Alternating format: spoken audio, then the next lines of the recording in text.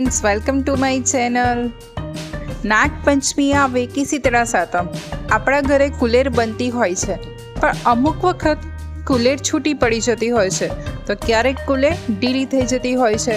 તો આજે હું પરફેક્ટ માપ સાથે બનતી કુલેર બતાવીશ, જેને તોડો તો પરફેક્ટ બને છે।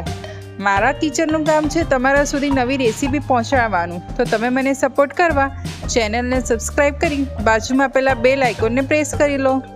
જો આપણે રેસીપીની શરૂઆત કરીએ, એના માટે એક બાઉલમાં 2 કપ બાજરીનો લોટ લેવાનો છે। આ રીતે બાજરીનો લોટ આપણે ચાળીને યુઝ કરવાનો છે,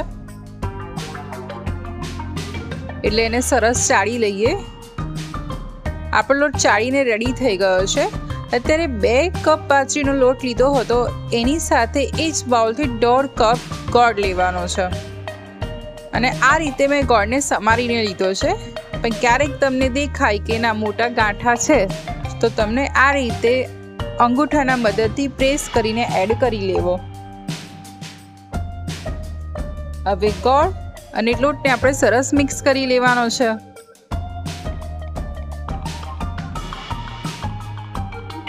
અને આ રીતે જે આપણે ગોળ સમારેલો છે, એટલે એના પીસીસ હશે, એને આ રીતે આપણે અંગૂઠાના મદદથી દબાઈ દેવાના છે, જેથી જેટલો બને એટલો ગોળ આપણો લોટ સાથે મિક્સ થઈ જાય સરસ।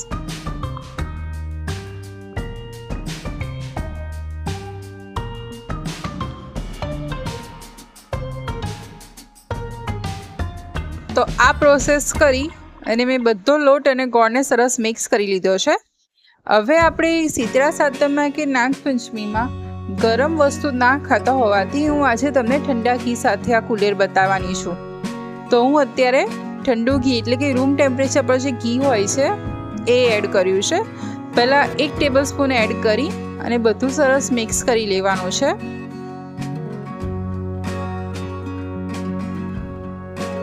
તમારા હાથની ગરમીના લીધે ગોળ જેમ જેમ ઓગળતો જશે એમ એમ આ લોટમાં બાઇન્ડિંગ આવતું જશે।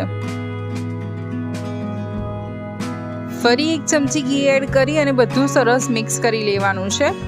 જો તમે શીતળા સાતમ કે નાગપંચમી રિલેટેડ કુલેર ના બનાવતા હો, તો તમે ઘી ગરમ કરી ઠંડુ કરીને બી પછી યુઝ કરી શકો છો।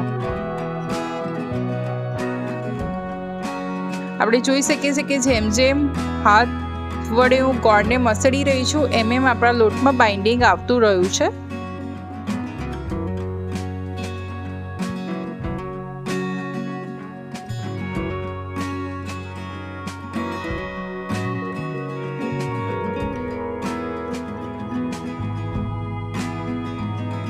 હવે આપણે બધું સરસ મિક્સ કરી લઈએ ફરી।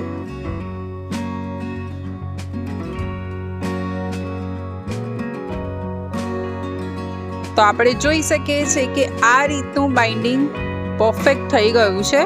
તો એને મુઠ્ઠીમાં લઉં તો લાડુ વડે એટલું બાઇન્ડિંગ થઈ ગયું છે। આ બાઇન્ડિંગમાં મને 3 ચમચી ઘીની જરૂર પડેલી છે।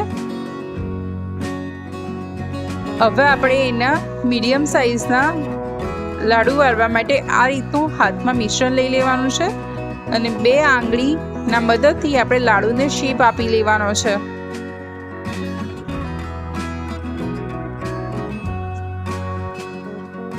જોતાં જ ખાવાનું મન થઈ જાય એવા કુલેરના લાડુ રેડી થઈ ગયા છે। હવે લાડુને આપણે સર્વ કરી અને એની ઉપર ગાર્નિશિંગમાં કાજુ એડ કરવાના છે। તમને જે ગાર્નિશિંગ ગમતું હોય એડ બી કરી શકો છો ને એમને બી ખાઈ શકો છો, જબરજસ્ત લાગે છે। તો આપણા કુલેરના લાડુ રેડી થઈ ગયા છે। તમારા ઘરે કેવા લાડુ બનાવે છે કમેન્ટમાં જણાવજો। આવી બીજી રેસીપી સાથે ફરી મળીશ। આવજો, જય શ્રી કૃષ્ણ।